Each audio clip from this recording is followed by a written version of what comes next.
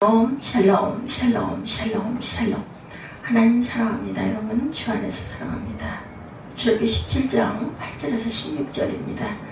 합력으로 이루는 승리, 이런 제목으로 함께 은혜를 나눕니다. 17장 8절. 그때 아말렉이 와서 이스라엘을 믿으면서 싸우니라. 승리하게 하시는 하나님이시죠. 모세가 여호수아에게 이르되 우리를 위하여 사람들을 택하여 나가 아말렉과 싸우라. 내일 내가 하나님의 지팡이를 손에 잡고 산 꼭대기에 서리라.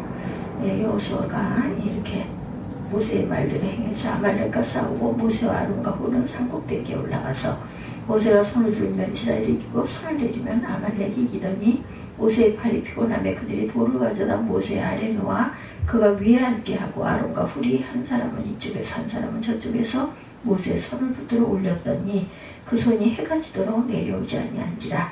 여호수아가 칼날로 아말렉과 그 백성을 쳐서 무찌르니라. 모세에게 여호와께서 모세에게 이르시되 이것을 책에 기록하여 기념하게 하고 여호수아의 귀에 외워 들리라. 내가 아말렉을 없이 하여 천하의 기억도 못하게 하리라. 모세가 제단을 쌓고 그 이름을 야훼 니시라 하고 이르되 여기서 맹세하시기를 야훼가 아말렉과 더불어 대대로 싸우리라 하였더라. 이렇게 말씀하고 있어요.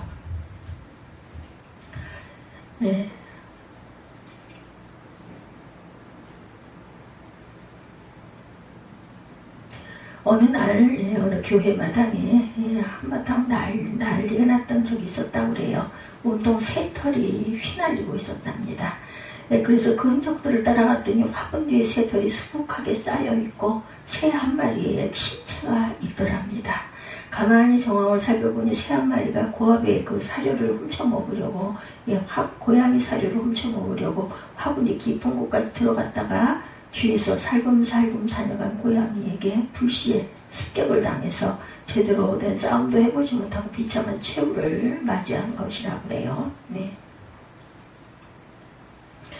가만히 보면 사람이든 짐승이든 남의 것을 빼앗으려고 할 때 싸움이 나고 전쟁이 터지죠. 결국 자기 것을 벗어난 그 욕심이 싸움과 전쟁의 시작이라는 것입니다.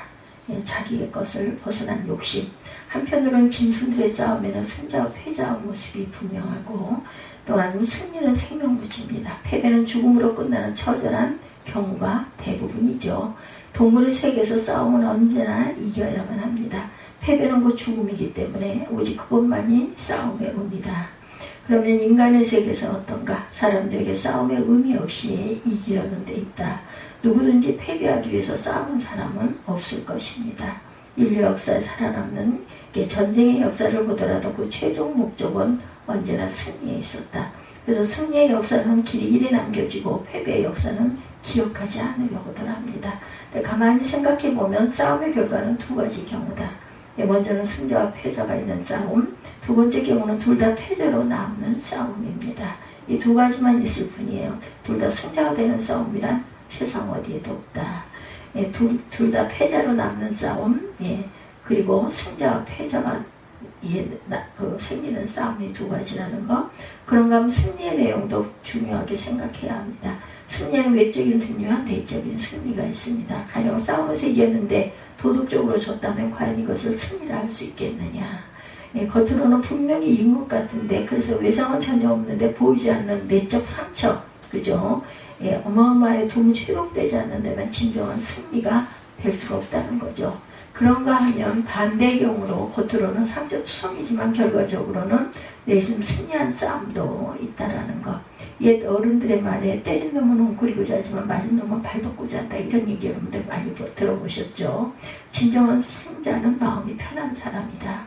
특히 요즘 폭행이란 죄는 아주 큰 범죄입니다.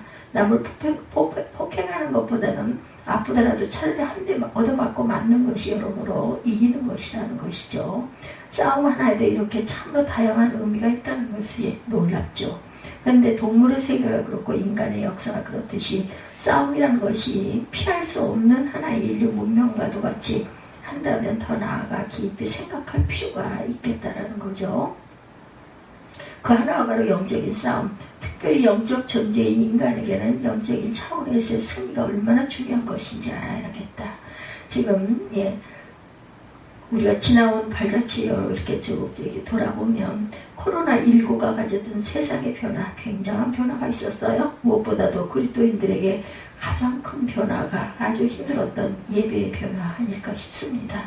예배당에 마음 편하게 예배를 드려본 지가 언제일까? 그때 우리 참 그거 안타깝고 아쉬웠죠. 이게 언제까지 이렇게 될 것인가? 그런데 그것도 이제는 어떻게 보면 꽤 먼 이전 지나간 과거가 되어 있습니다. 한 번이라도 주 예배에 편안하게 나올 수 있으면 얼마나 좋을까. 정말 예배를 잊어버리는 건 아닐까 하는 걱정도 많이 있었어요.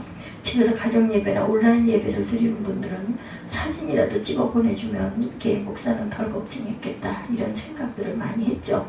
연락도 없고 무작정 잠수를 하신 분들이 굉장히 염려가 됐던 그런 경우도 있었습니다.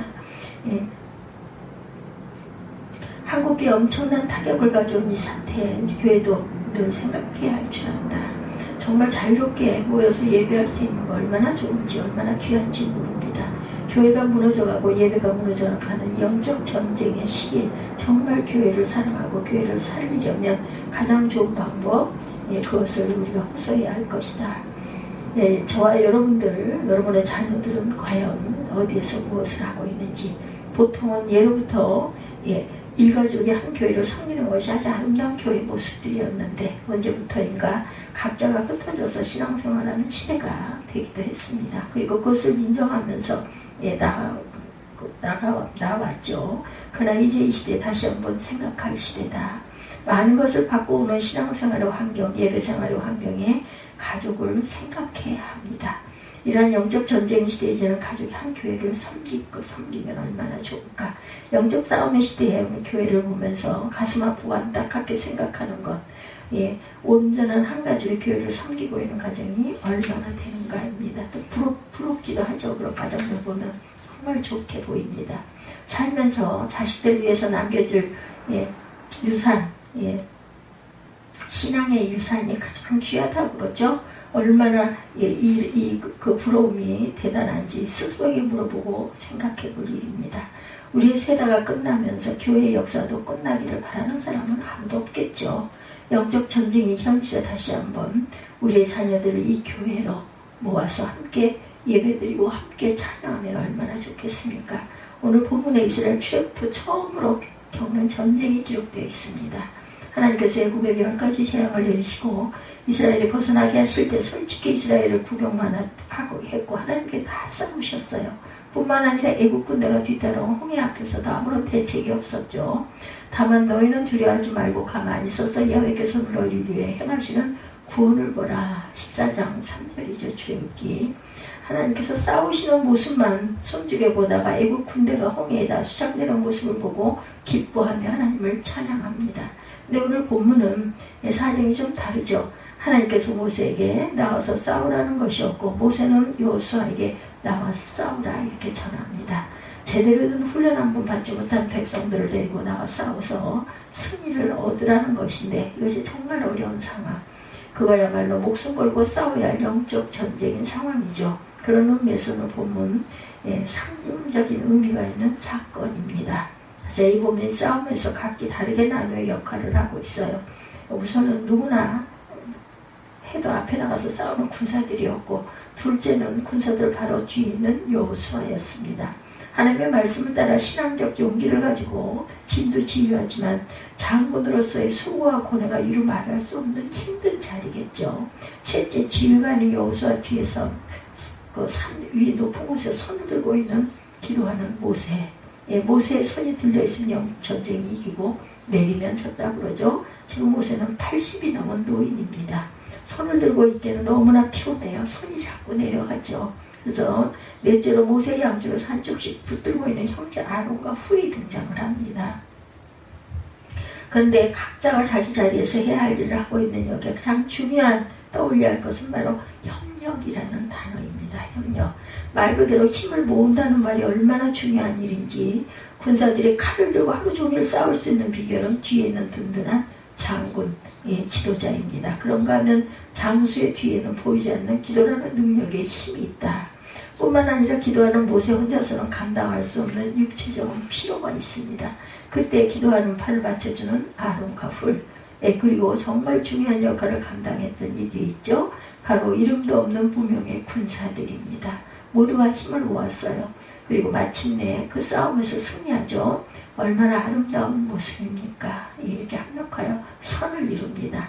그것이 영적인 전쟁이라면 더욱더 그렇겠죠. 모두가 피곤할 때 서로의 필요를 돕는다는 것이 얼마나 아름다운 일일까. 지금 우리의 상황은 모두가 필요에 젖어 있어요. 코로나 블루에서 벗어나기가 아직도 요원한 상황이었을 그때, 더구나 우리가 안고 있는 문제의 심각성은 교회와 예배에 대한 사회적인 인식이었었죠. 옛날 일 같지만 얼마 되지 않았습니다. 그래서 항상 우리가 교회에 각 교단에 비롯해서 그 총회와 각 교단 교계 단체들이 국무총리실을 항의 방문하여서 전체 종교 시설이 아닌 특별히 교회만을 지칭하는 방역 강야를 강화물을 지시하는 것은 부당하다는 입장을 전달했지만 얼마나 받아들여져서 완화될지 지켜볼 수밖에 없었던 그때가 있었다는 것. 일각에서는 기독교 탄압 정책이라는 강한 유감을 전달하기도 했지만 어쨌든 당분간 끊임없이 영적 전쟁 속에 살아갈 수밖에 없었던, 언제 끝이 날까 했던 그것도 다 끝나고 지나갔어요. 그리고 성도로서 각자에게 주어진 역할을 감당하는 협력이 절실히 요구되는 때임을 우리가 분명히 알았습니다. 지금의 상황과 형편이 정말 녹록지 않았었다. 많은 사람들의 인생은 전쟁터라고 말하기도 합니다. 그만큼 삶 자체가 결코 만만치 않고 어렵다는 것을 의미하죠. 특별히 오늘 같은 세상에 그리스도인으로 살기가 아주 힘든 세상, 이렇게 쉼없는 영적 전쟁 속에서 우리는 늘 혼자가 아니라는 것을 인지하고 협력하여 나갈 때 큰 역사가 이어진다는 것을 잊지 않는 저와 여러분들이 되시기를 주님의 이름으로 축복합니다. 기도하시겠습니다.